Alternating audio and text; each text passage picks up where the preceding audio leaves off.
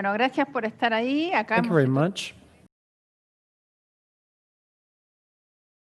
We have some details to fix in between panels, just like an in-person event. We need to change some video signals. Right now we have a super panel moderated by a friend of ours, that is Raquel. Raquel Gatto comes from Brazil. What I would like to say about Raquel is that I met her years ago.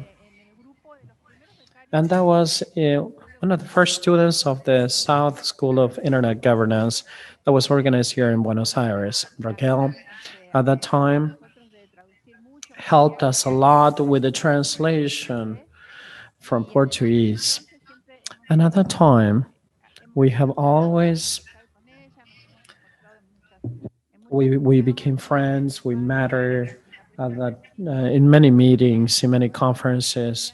So, Raquelinia, thank you very much. You're ready. You're always available to help people. We have also Sarah Armstrong. She's the CEO of International Society Foundation. Mauricio Agudelo, Coordinator of CAF, the Latin American Development Bank. Eduardo Chomali, and Miguel Porrua from the Inter-American Development Bank. Sarah, can you hear the translation? Sarah? No, no, no. En el canal de inglés lo puedes seguir.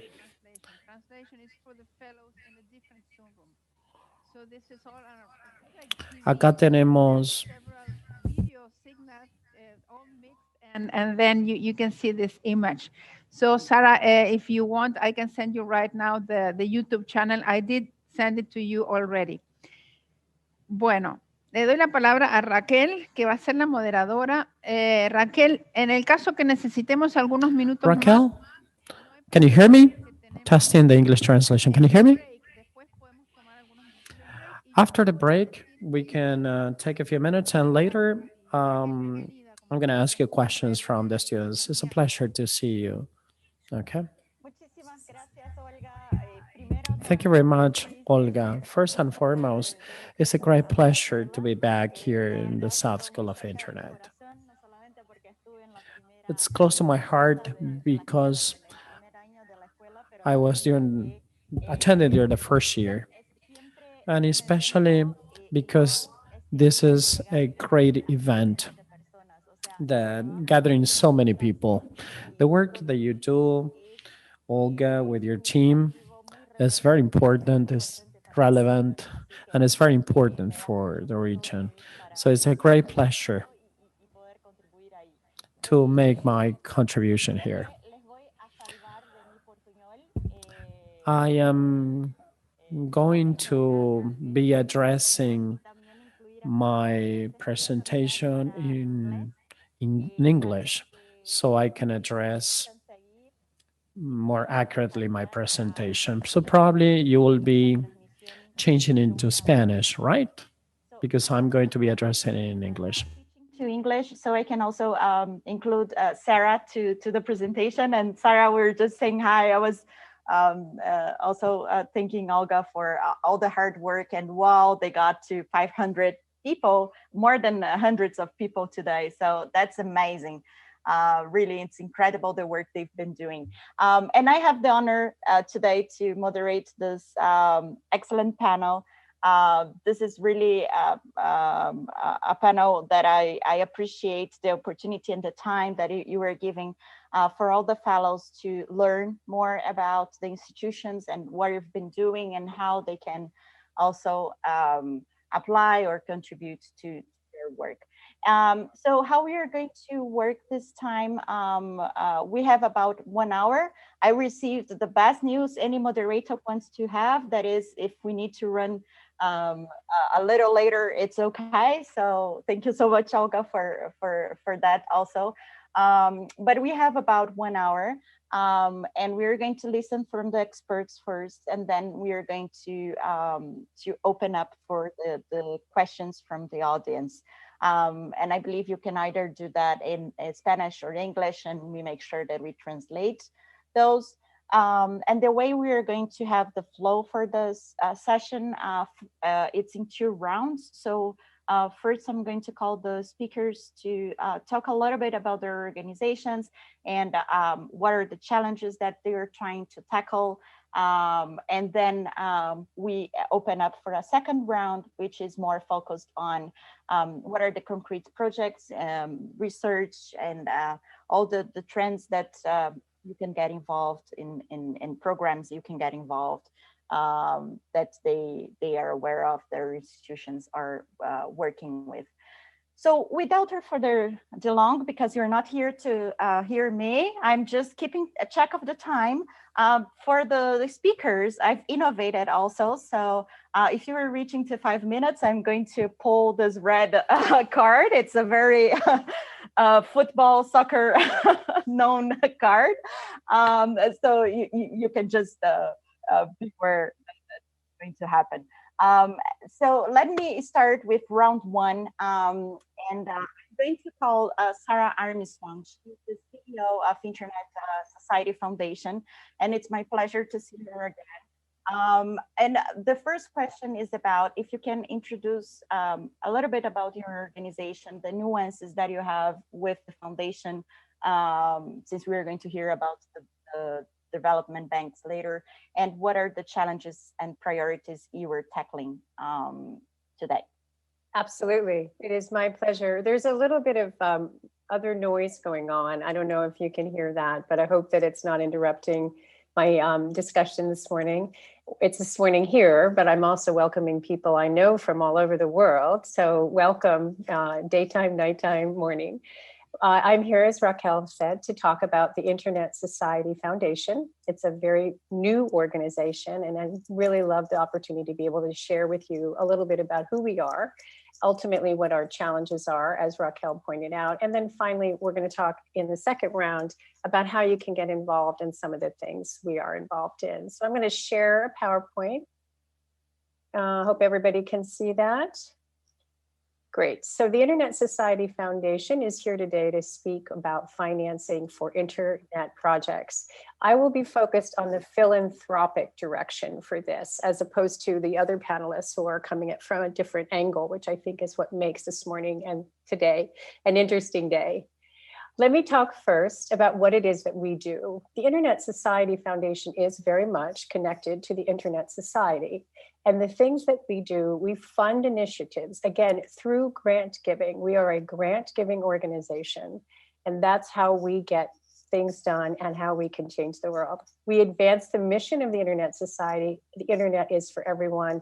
And we just want to be sure that we're supporting a globally connected, secure, and trustworthy Internet. Where did we come from? What's our history? As everybody knows by now, I think, the Internet Society was established in 1992. And in about, I don't know how many years that makes it, between 1992 and 2009, they made the decision to fund grants for their Internet Society chapters. Now, in the Latin American region, we have Latin American Caribbean region, we have 25 Internet Society chapters who are very involved in a number of issues, including internet governance, access, security, et cetera, working very hard to improve their communities.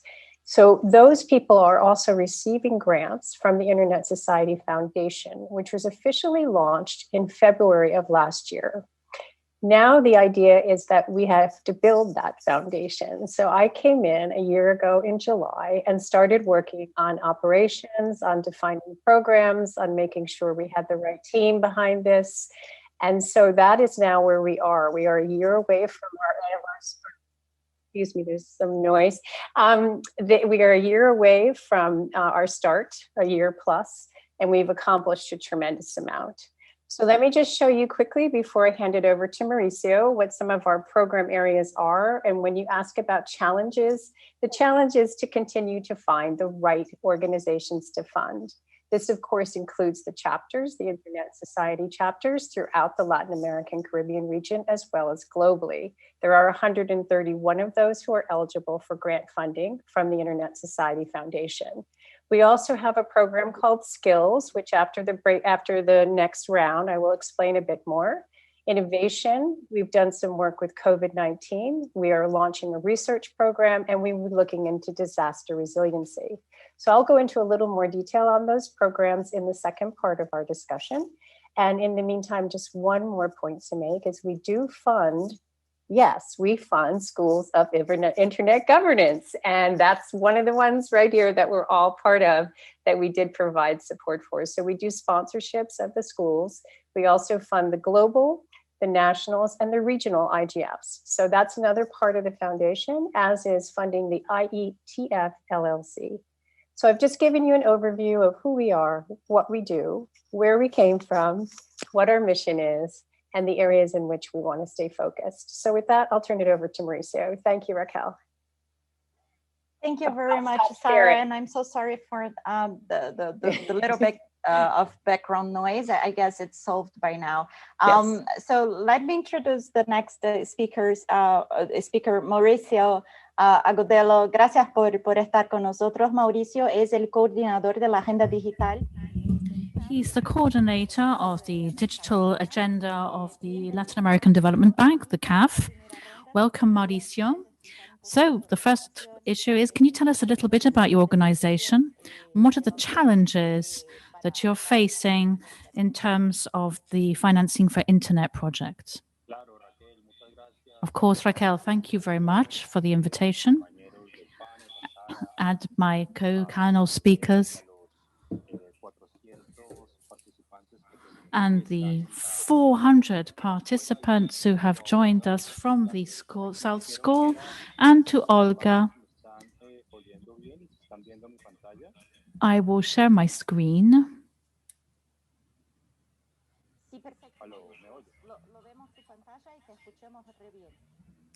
We can see your screen. So to answer your question, in the first 5 minutes, we are a development bank, a multilateral bank, which provides technical assistance and financing to member states, 17 throughout Latin America, as well as Spain and Europe. And we have relations with European countries. We have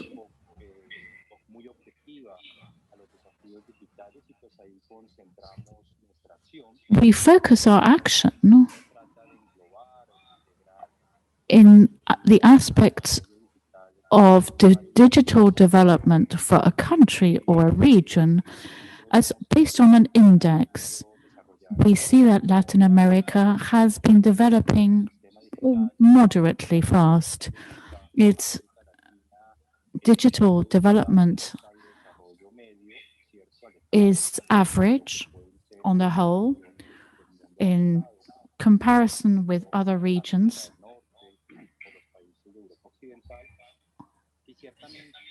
And certainly, we have to say that despite progress in the region, the gap between OECD and Paris Group countries is still pretty big, and we are unable to close it.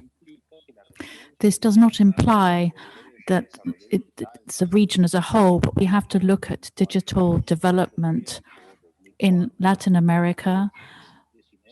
We've carried out reports in 2004, 2010, and 2014. And what we're saying is that the use of connectivity is leading to digital transformation in homes. We're looking at the development of the digital economy. So digital infrastructures are also important, as is broadband, fiber optics, and with human capital involved, it also needs to be developed with digital skills on the basis of the digital revolution, because the 21st century society demands this and demands also public policies able to contemplate this new digital ecosystem. So the region has progressed. And we're looking now at the way in which we can use our different resources to help people access the digital world, a world of information and solutions, digital solutions focused on access to information services and entertainment, but not so much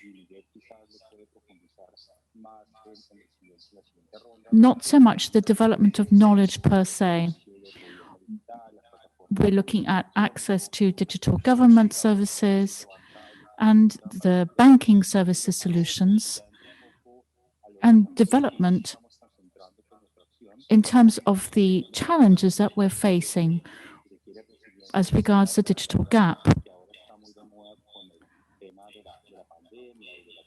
Now we're in the midst of the pandemic, the COVID-19 pandemic, and we believe that the region still has a long way to go in terms of developing and expanding its digital capacities and skills. We need greater penetration in terms of fiber optic networks, which also means developing better 4G networks. Sorry, I'm interrupting you. We're not actually seeing your presentation. We can only see the first screen. I'm sorry to interrupt you.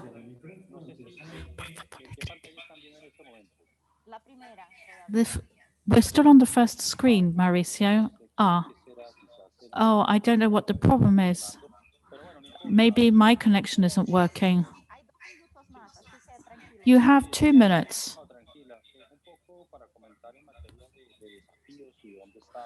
But when we talk about challenges, I was saying that we have the issue of digital infrastructure. I'm sorry, his microphone isn't actually properly connected, so I'm not picking up everything he's saying.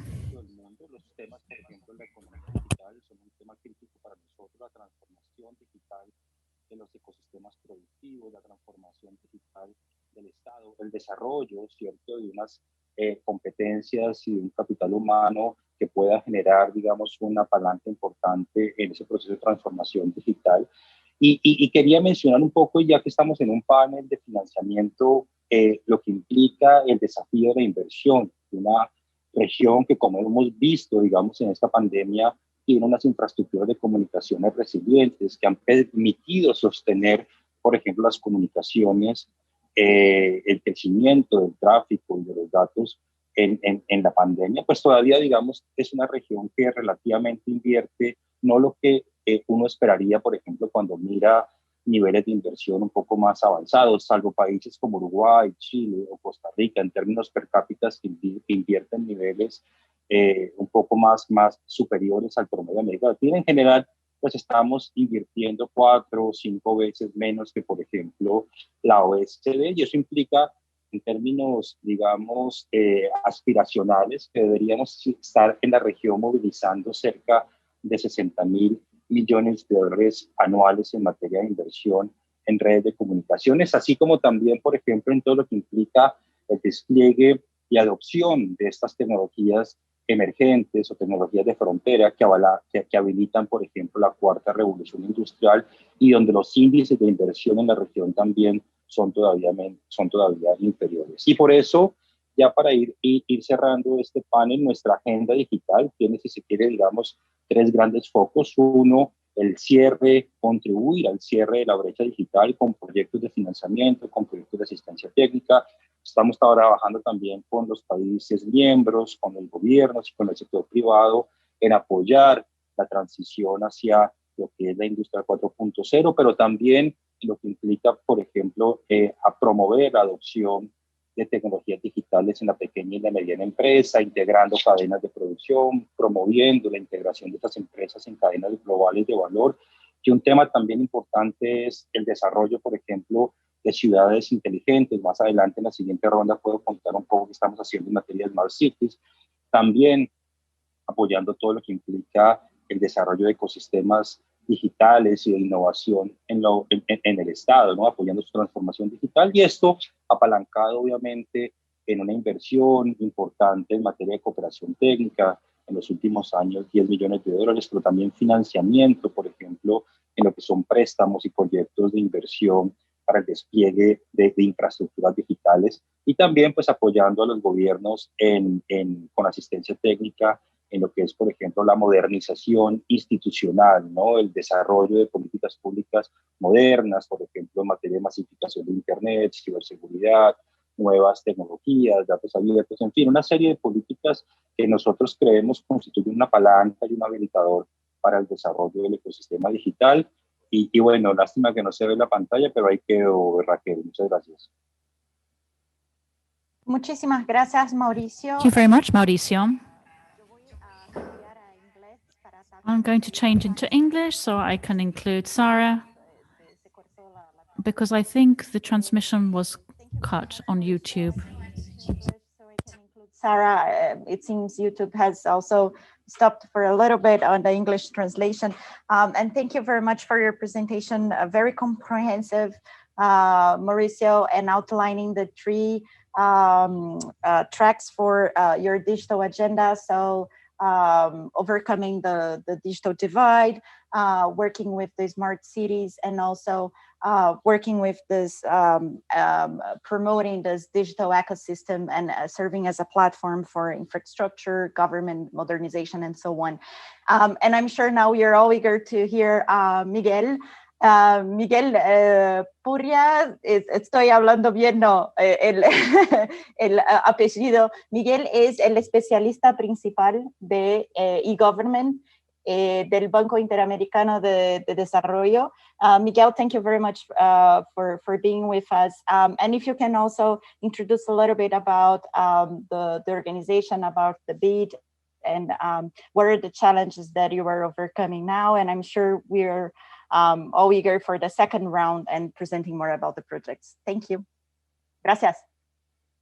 Miguel, tengo ya tu presentación. A ver, ahora no.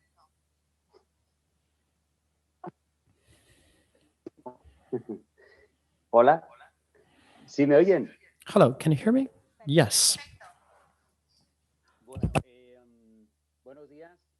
Gracias, Raquel. Good morning. Thank you, Raquel. It's a pleasure sharing my experience with Mauricio, Diego, Eduardo, and Sarah. Thank you, Olga and Adrian, for having me, invited me to the South School of Internet Governance. Thank you for driving the digital agenda. Can you see my presentation okay? Because Mauricio's presentation or screen sharing got stuck. Okay, yeah, we're okay. We're even in the presentation mode with the second screen. Just let me know when I'm running out of time, okay? So I know that I have 5 minutes in this first round. So I'm going to try and use them as best possible so that the audience can appreciate what I'm going to say. Mauricio, you already told us much of what we do. I was thinking that to get people into the subject, we should talk about what Mauricio mentioned. What do we do with digitalization? So these first 3 points are: what is the digital agenda, and the issues about security. Now, the pandemic, what it did, and as Mauricio said, was to bring the digital agenda front and center. It made it urgent. The issue of saving economies, the issue of saving people's livelihoods, internet plays a key role in these. Now, what is the digital agenda in the region? Mauricio told us a little about this. He said we have countries who are in the forefront of development, like Uruguay. Most countries do have a digital agenda. 18 countries have an emergency cyber center. 80% of countries have now brought much of public administration online. They're using connectivity to make public services more accessible. And 5 countries are amongst the 20 of the open data governance. So this is important for the digital agenda. But now, let's see what the real situation here, because we've got to know exactly what the issues are. We haven't made much progress. Only 5 countries have made some sort of progress on the digital agenda. Bureaucracy, red tape, loads of things are left to be need to be done. According to a study we did in terms of administration, only 30% of administration procedures can be started online. Not much is being shared within public administration, which means that often people have got to deal with lots of different ministries. It's not unified. Over 50% have a platform, the governments. But in terms of a comprehensive view of how data is analyzed and used, only 1 country has what we might call an integrated data strategy, and that is Uruguay. This is the outlook which Mauricio was talking about, and it's a little bit deeper here. We have only 5 countries amongst the top 50. 12 are up in the below 100. If we look at the whole world, we are below the average of the world. Many countries are below the average. Now, what are the main challenges? I will just read the main headings here to tell you what we're doing from the bank in line with what Mauricio was telling us. There's a major institutional challenge. The whole business about structure and infrastructure, very few countries actually have a ministry or a department dealing with the digital agenda. Governance is not on the agenda, generally speaking, and it's not allowing the private sector to play a prominent role. We don't have vision, we don't have clarification. Only half of the countries have a roadmap of the digital agenda. We have a serious problem in terms of digital talent. This is really serious. We need some 400,000 ICT professionals in the region. While rules and regulations are out of date in terms of data management, less than half of the country have data protection legislation. Digital identity, even less. Security, only 12%. So we really need to update our framework, regulatory framework. I think we need to mention this every 45 minutes. We have only half the South Americans are actually connected to broadband, and the other half have a very questionable access. This is a major issue. And then finally, cybersecurity. It's not protected. Let me tell you where we are here. Just before Raquel tells me to stop, because this is my last slide. This is the bit where we're telling you about, going to tell you what we're doing from the bank's point of view. Now, cybersecurity, the situation is extremely serious. We are under attack. 92 million cyber attacks per day between January and June. For example, all over the region, hospitals, presidential offices. And in order to deal with these, we can see just how unprotected we are. Very few countries actually have any legislation to do with this, regulations, strategy or protocols. Only 12 countries have policies to deal with cybersecurity. The talent gap, as I said, of 400,000 for the ICT. As regards security, it's 140,000. We desperately need professionals who are able to work in this area. And in terms of the regulatory framework, we haven't got the tools in place to allow us to process and deal with crimes, cybercrime. The critical infrastructure of countries themselves, the infrastructure, the roads, the hospitals that the country so badly needs to work are not protected. There are only 7 countries that have a plan to protect these. Infrastructure today depends a great deal on technology to function properly. Institutional capabilities are very weak. only 18 cybernetic centers, so the regulatory framework is weak. And most countries do not even have a data security center for the government. This is just a brief overview of what I was saying. There are 53 security indicators. The top country is Uruguay, where most of the indicators in red means advances.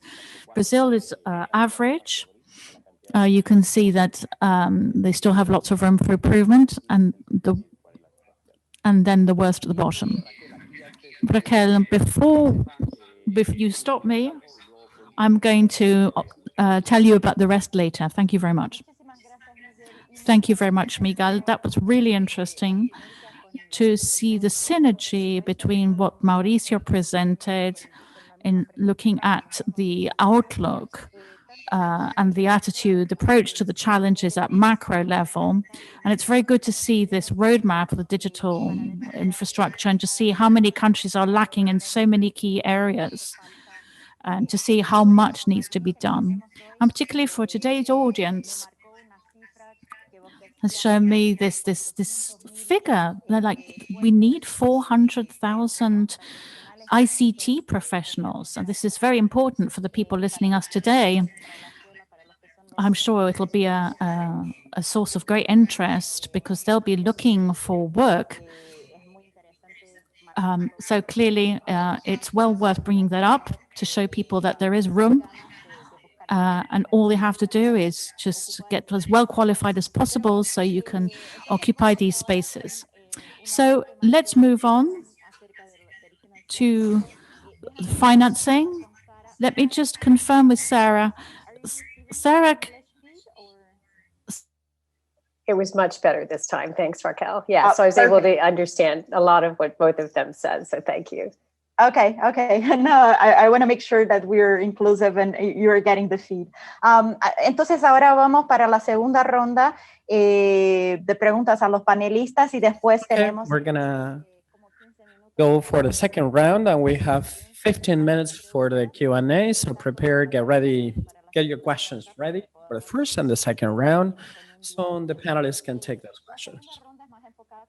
The second round will be primarily focused on the projects, the initiatives, the opportunities, the research, the grants that these organizations have developed, and how can you make any contributions? If you can please tell us a little bit more about the programs that the Internet Society Foundation is working on.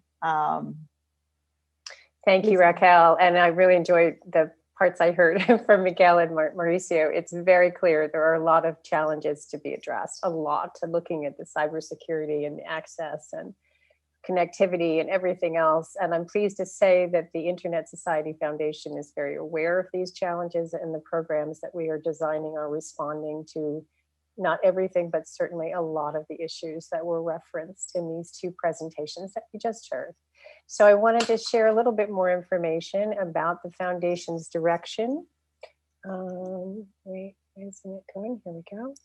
Okay, so what I call these here are philanthropic interventions. Obviously, both of the gentlemen from whom you just heard have a way of intervening and trying to make a difference and investing in these things that need to be invested.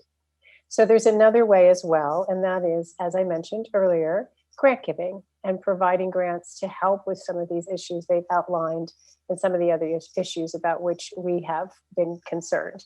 So as you saw in our graph before I broke, it was, we're looking at a lot of different types of programs to be sure that we can really respond to the best of our ability.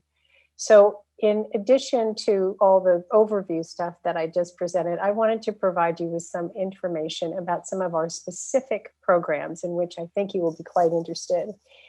We talked a lot about connectivity, and yes, we are doing that. We're doing a lot of community network and IXP work through the Internet Society chapter program, the Beyond the Net. But we also have launched a program which we are just closing and are about to announce awardees for. And this is called SKILLS, which stands for Strengthening Communities, Improving Lives and Livelihoods.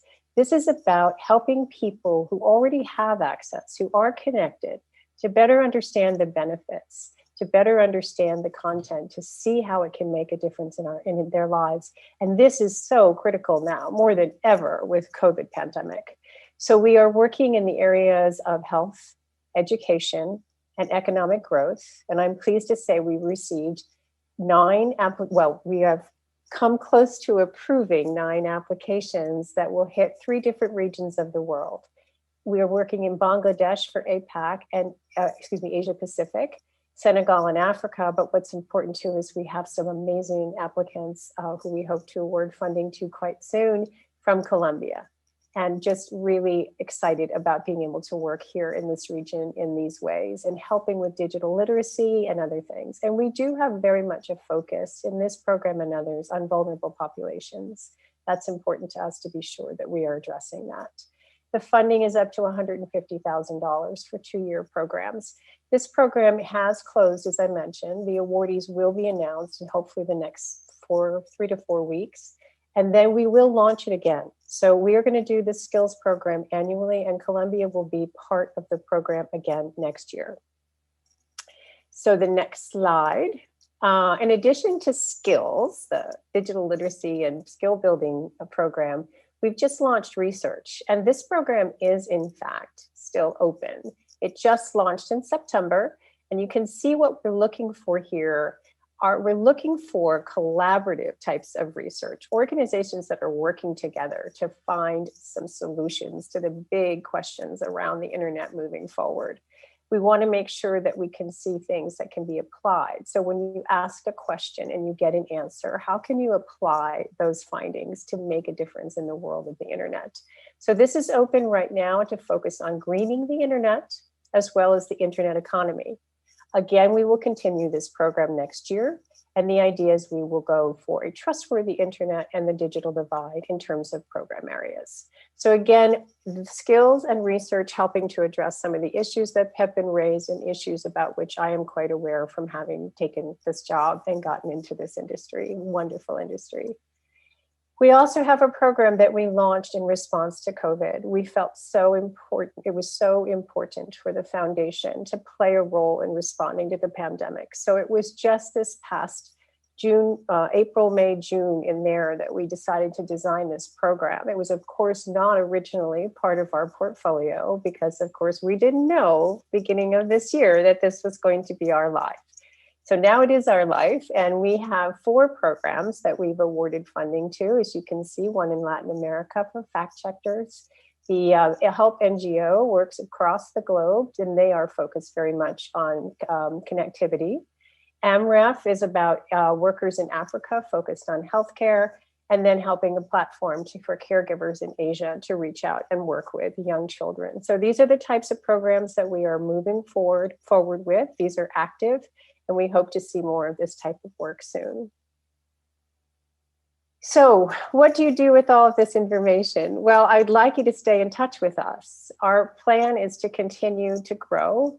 Our plan is to continue the programs about which I've spoken to address the critical needs here in Latin America, Caribbean region, as well as throughout the world. And our plan is to add some additional programs, one of which is called disaster resiliency, where we will be helping communities to become more disaster resilient, because we know that that is a huge issue and unfortunately increasingly of importance, because we're seeing an increase in natural disasters. So that's an important place. We'll also go into some other areas we call innovation, and we'll be continuing to include information about that in all of our communications. So you can see we have a website that's very robust. We have a news blast for which you can sign up on the internet site. We also are on all 4 social platforms, so you can follow us on Twitter. You can see our Facebook page, our LinkedIn page, and also we're on Instagram. And then there's a contact address right there if you just want to write us directly with some questions. So I've provided you with a way in which the Internet Society Foundation is working to address the issues, to be here, to help Latin America, Caribbean, and other regions around the world really get people connected, understanding things like digital divide, addressing them, building digital literacy skills. We cannot stress enough how really passionate we are as a team and as an organization to make a difference, because the internet is for all and there is so much that people need it for now more than ever. So thank you very much to my fellow panelists who I know are going to do their next 5 minutes, and thank you to Raquel, and of course we'll take questions after this. Thank you. Thank you so much, Sarah. And it's amazing the work you've been doing with the foundation. Just it's still a baby foundation and already doing so much. And I think it's also important that you highlighted that you're not only working with the access and the connectivity, but also with the inclusion and digital literacy skills setting and building, and that's very much. That's very important, as well as tackling the emergency funds that not only COVID, but the climate change and all the natural emergency disaster recovery that we need to put a response to. So that's very, very interesting. And I hope everyone is hearing and sending in their questions about it. So let's hear now, pasarle ahora a Mauricio. De nuevo, Mauricio. We're going to give the floor once again to Mauricio.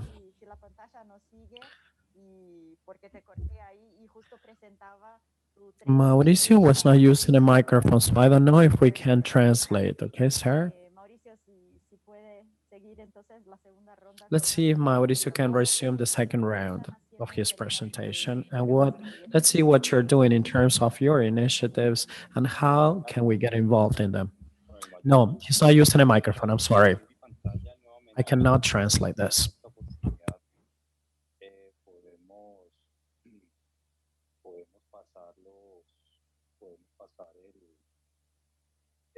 La presentación.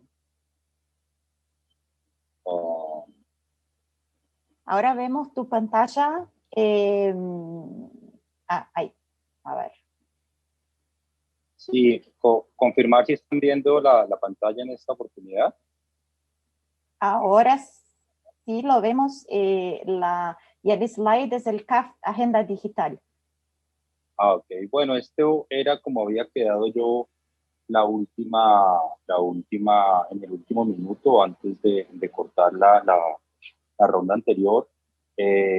Les comentaba que nuestra agenda es integral. Yo creo que tenemos una visión holística al problema y a las oportunidades de la transformación digital en América Latina, trabajando en 3 habilitadores de forma integral y coordinada: el desarrollo, obviamente, de las infraestructuras, y me voy a concentrar en los proyectos y en la forma como nos aproximamos desde la asistencia técnica, el conocimiento y el financiamiento a ese desafío, uno de los primeros desafíos que comentábamos, de cerrar esa brecha de inversión en materia de infraestructuras, pero también toda una serie de habilitadores que juegan un papel importante en promover la digitalización de los hogares, solamente pensando en el cierre o contribuir al cierre de la brecha digital, pero también cómo desde CAF podemos acompañar esa conectividad con programas estratégicos, como puede ser educación, servicios de educación virtual, programas de inclusión financiera para población que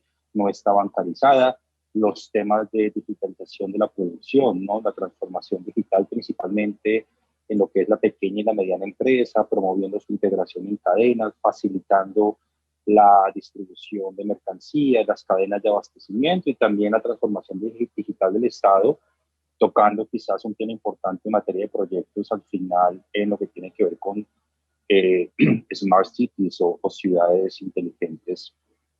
Voy a pasar a la siguiente lámina, contarles si están viendo, espero que sí, un poco uno de los proyectos. Recordar que nosotros tenemos dentro de los instrumentos o herramientas, por un lado, lo que es la asistencia técnica. Esta asistencia técnica puede ser, por ejemplo, el financiamiento que ofrecemos a los gobiernos, a los países o al sector subnacional, ¿cierto?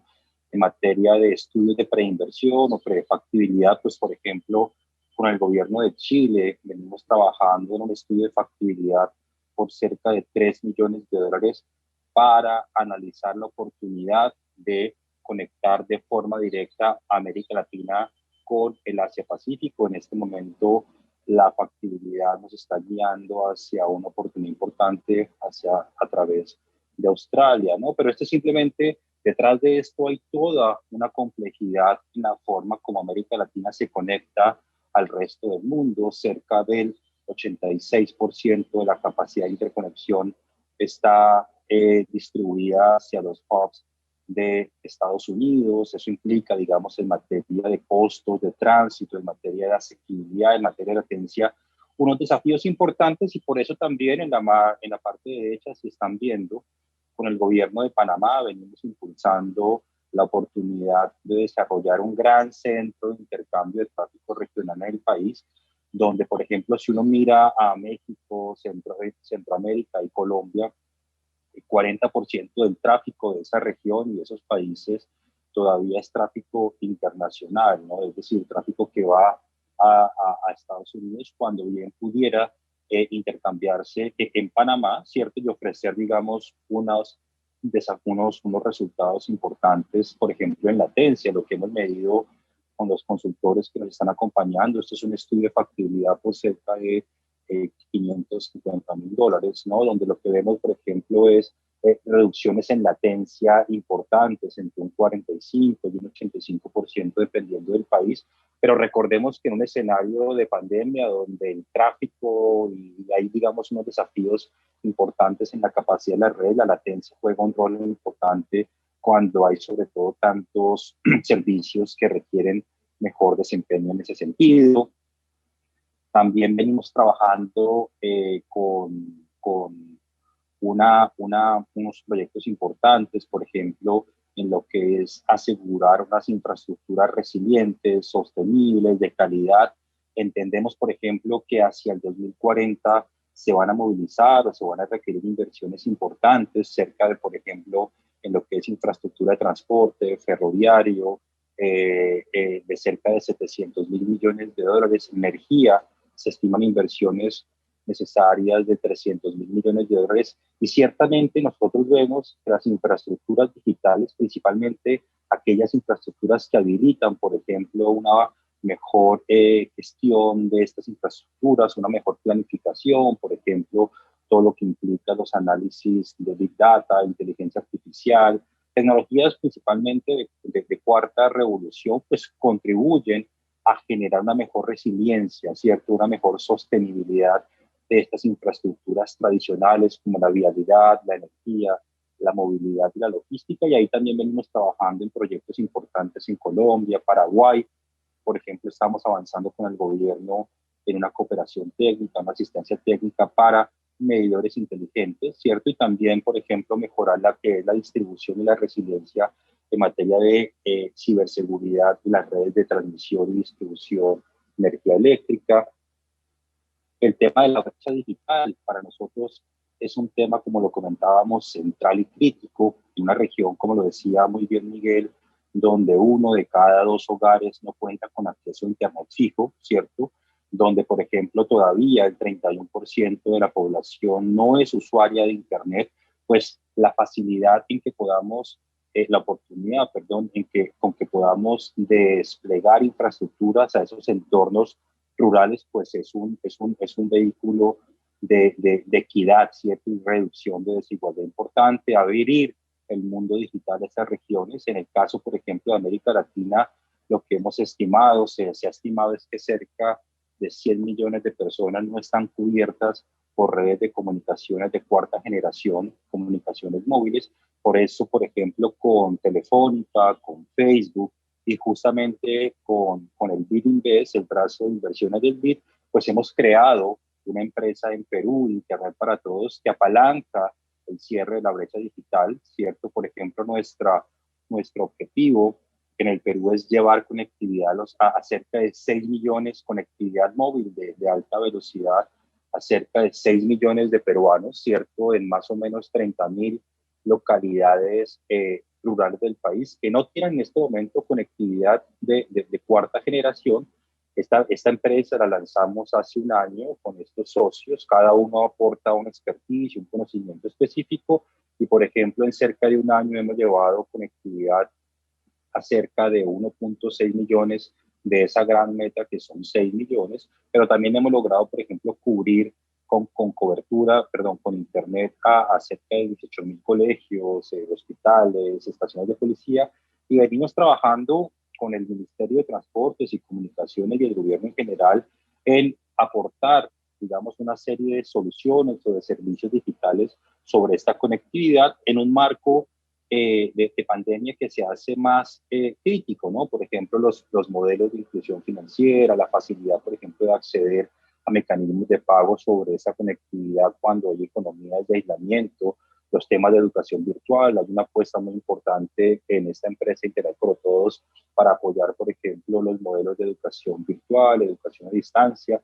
Y justamente qué bueno que lo comentaba también Sara, venimos trabajando con ISO y con la UIT en un proyecto también de asistencia técnica, por ejemplo, para promover el desarrollo de las redes comunitarias, ¿no? Estas redes que buscan brindar soluciones a pequeñas comunidades. Ahí también tenemos un proyecto que estamos en este momento terminando de madurar con ISO y con UIT, y ahí esperamos también el próximo año desarrollar en cerca de 5 países proyectos muy concretos de redes comunitarias en esta ambición del cierre de la brecha digital. Me detengo aquí, sí, Mauricio. Detalle. Perdón. Sí. No, sí, me da pena que tiene... Mauricio, I'm sorry, you have really good information and it's fantastic. I like your presentation, but time is up. So please, can you conclude so we can hear from Miguel so that we have time for questions? Ya estoy terminando. Este es nuestro proyecto, el enfoque de transformación digital para sectores productivos. Lo que busca básicamente, más allá de ese instrumento que es la tecnología, apunta a cerrar brechas de productividad en clústeres o en cadenas productivas de América Latina. Esa mancha verde es el Valle de Ica en Perú, una región que concentra cerca del 15% de la agroexportación de cultivos, por ejemplo, como la palta, la uva, los espárragos, pero donde hay una oportunidad, por ejemplo, de integrar la cadena logística y todo el ecosistema digital con tecnologías de cuarta revolución para cerrar brechas, por ejemplo, en lo que es la gestión del recurso hídrico, integrar, por ejemplo, la cadena de abastecimiento de cultivos, productos con la cadena de transporte hacia los puertos de exportación. Y ya para terminar, Raquel, esta es la última lámina, un poco también proyectos que venimos impulsando en materia de ciudades digitales o ciudades inteligentes. La intervención última que hicimos fue un financiamiento en lo que es, por ejemplo, infraestructura digital, nube pública, un centro integrado de operaciones en Salvador de Bahía, en Brasil, también, por ejemplo, trabajando con el Estado de Pará. Venimos trabajando también, por ejemplo, con el gobierno y la Agencia de Innovación Pública de la Ciudad de México para desarrollar un plan de conectividad en el país, con la municipalidad de Piura en el Perú, una de las regiones más golpeadas con el COVID, y donde definitivamente la tecnología pues cobra una relevancia, y ciertamente lo que uno ve es que está en el corazón, ¿cierto? No solo de la que es la gestión y el aplanamiento de las curvas de contagio, sino en desarrollar una mejor infraestructura de atención sanitaria, pero también una mejor gestión para las autoridades, los gobiernos, de cara, obviamente, a resolver problemas de competitividad, de exclusión en las ciudades. Entonces, también aquí ofrecemos tanto asistencia técnica como financiamiento muy concreto. Y disculpa si me pasé un minuto, pero con esto terminaba. Gracias, Raquel. Chévere, Mauricio. Mil gracias. No, That's great. Thank you very much. Very interesting information. Very relevant. Miguel, over to you. What are the projects, what are you doing that involves, something that we can involve the people listening to us today? Thank you, Raquel. I'm going to be sharing my screen. Just a second here. And I'd like to point out that, can you see it now? Can you tell me, Raquel? Opportunities for the region. That's right. I don't think I did this right before. I came out smaller before because obviously I didn't want you to see it. So you'd have to ask for it. Everything was totally planned. Now, Raquel, I might not see your red card, as it were. So I'd prefer it if you just told me, okay? Because sometimes you're focused on the text and your eyes don't slide right and you can't see it. So I would prefer it if you just told me. You know, we really need an app, don't we? Like it would be a little siren. It would be like a small noise that would alert you to the fact that you are coming to the end of your time. Anyway, we're going to be talking about investments, and Mauricio in his speech talked about the fact that there is a massive investment gap. And therefore, we need to remember that investment in the digital agenda is probably going to be one of the most profitable in Latin America and the Caribbean.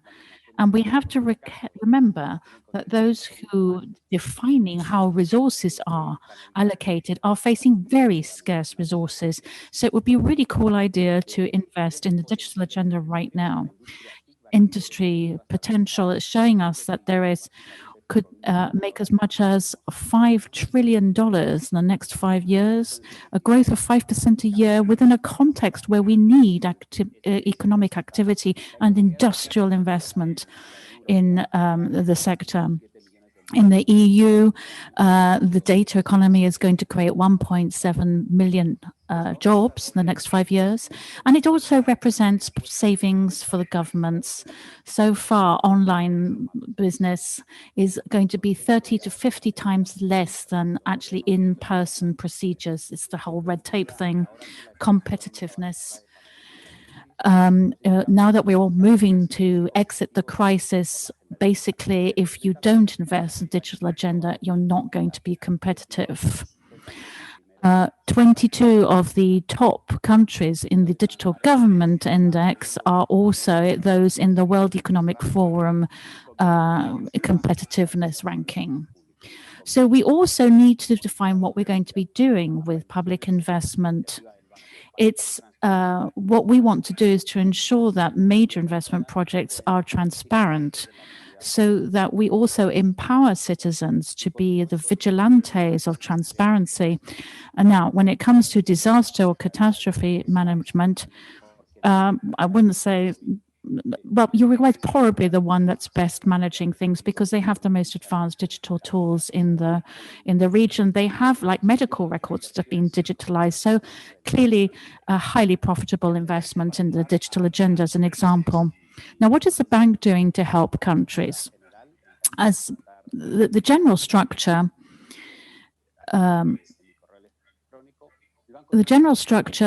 is that we have our sovereign guarantee financial support for major digital governance projects.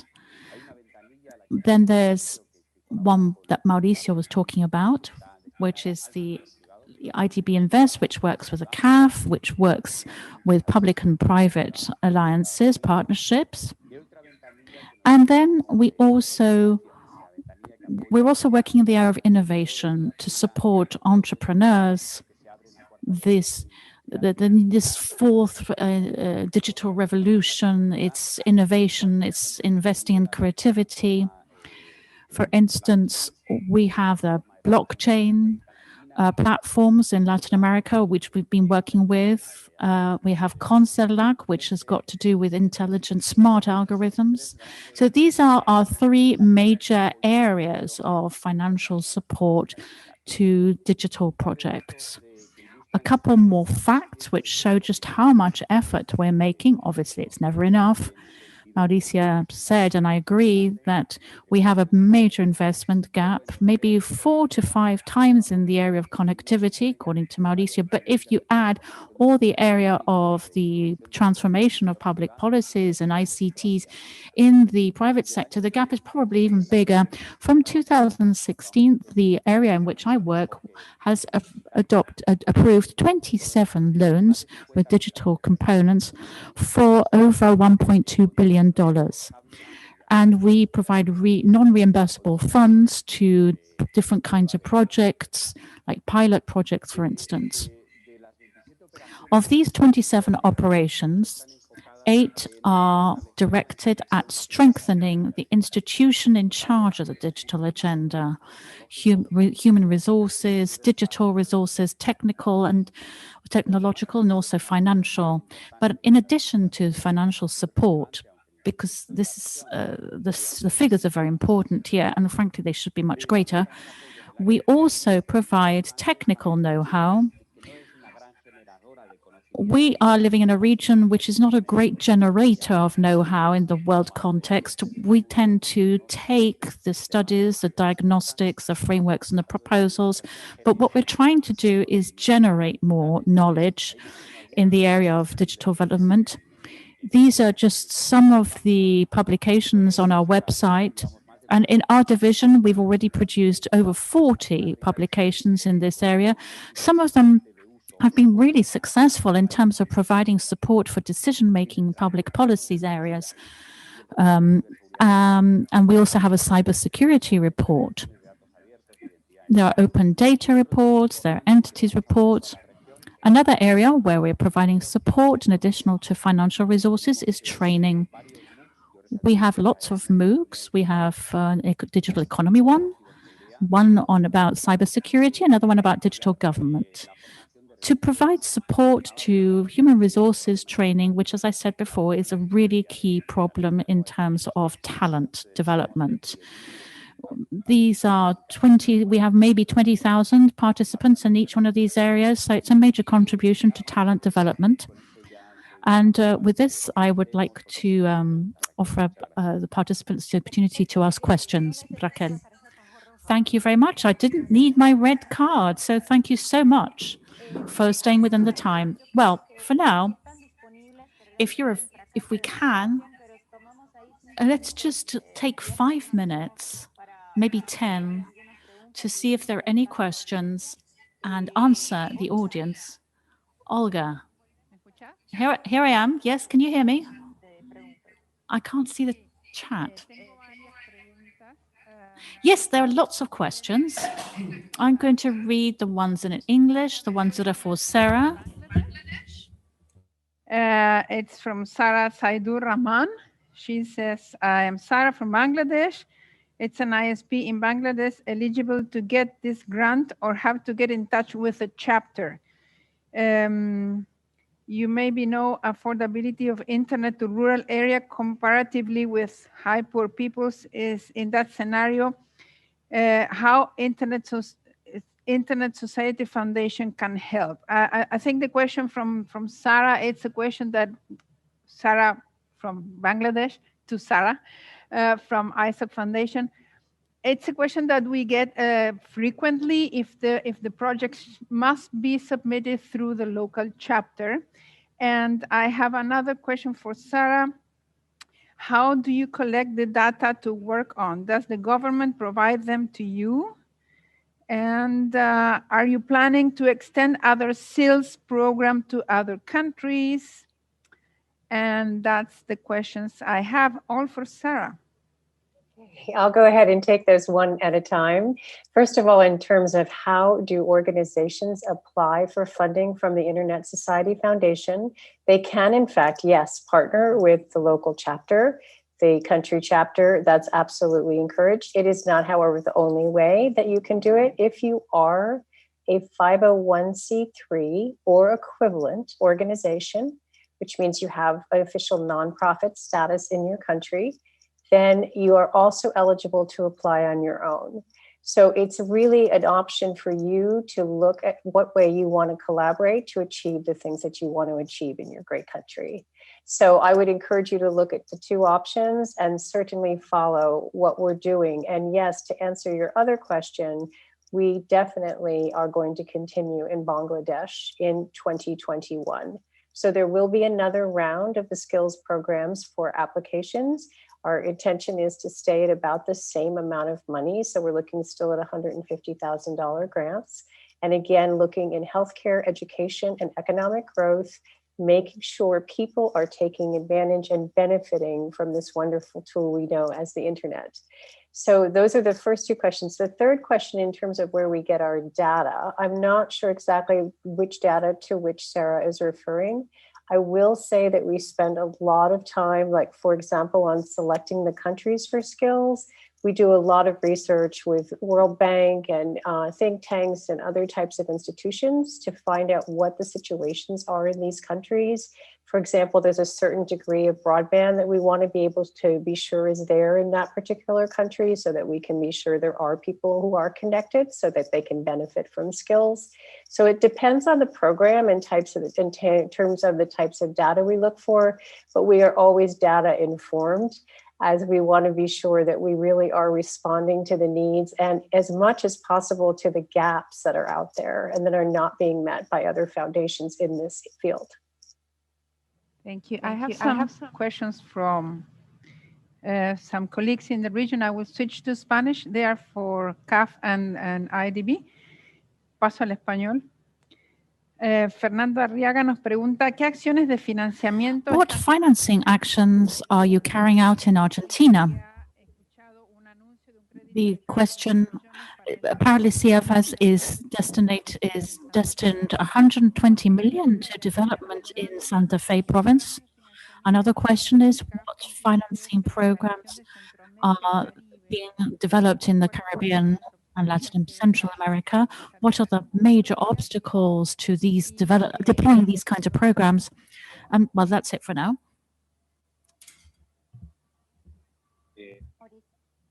Mauricio. I can't do this. I can't hear what he's saying properly.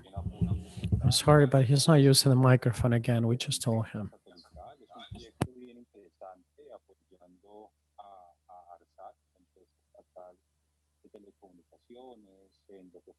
El ARSAT 1 y el ARSAT 2, un proyecto interesante porque mezcla un poco de ciencia, tecnología, capacidades de innovación locales, pero también todo lo que implica el desarrollo y soluciones de Internet para entornos rurales. En este momento estamos explorando evaluaciones de financiamiento para lo que sería un tercer satélite dentro de esa flota, el ARSAT 3, uno de los primeros satélites que ofrecer conectividad en banda KA con una alta tasa de transmisión, ¿no?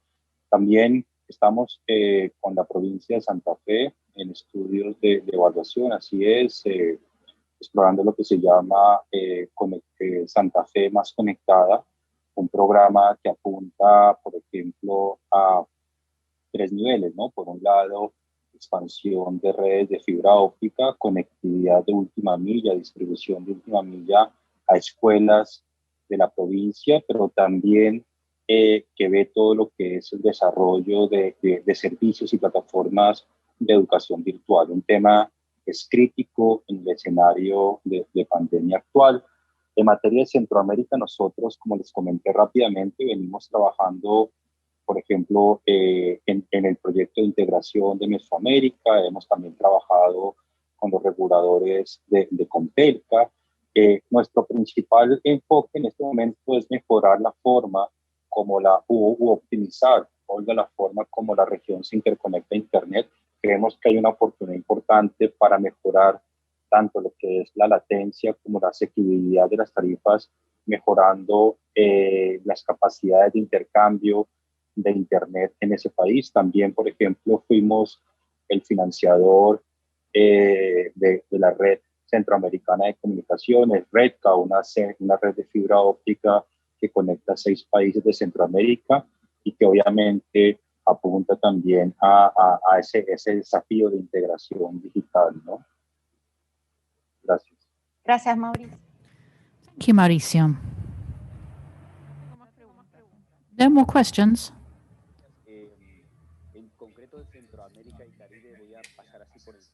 I will just talk very quickly about some of the projects. Now, as such, our best known projects are public, the regional ones. They're launched every year. And we're working in the area of transfrontier digitalization. That's like, this is an open project, which is launched usually in March or April.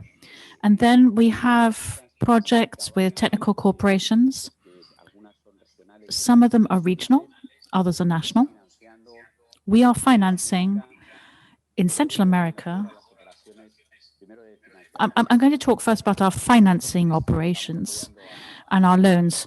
We're supporting Panama for a major project to transform online procedures. And there's one in Honduras, which is again about connectivity and the digital economy, digitalizing hospitals and educational centers. We're working in Guatemala as well to promote connectivity in the hospitals and healthcare in the Caribbean. We have operations to develop the office of the CIO, which would be the obviously responsible for the digital agenda within the government. We have a major operation for the identity creation system, digital identity in Jamaica.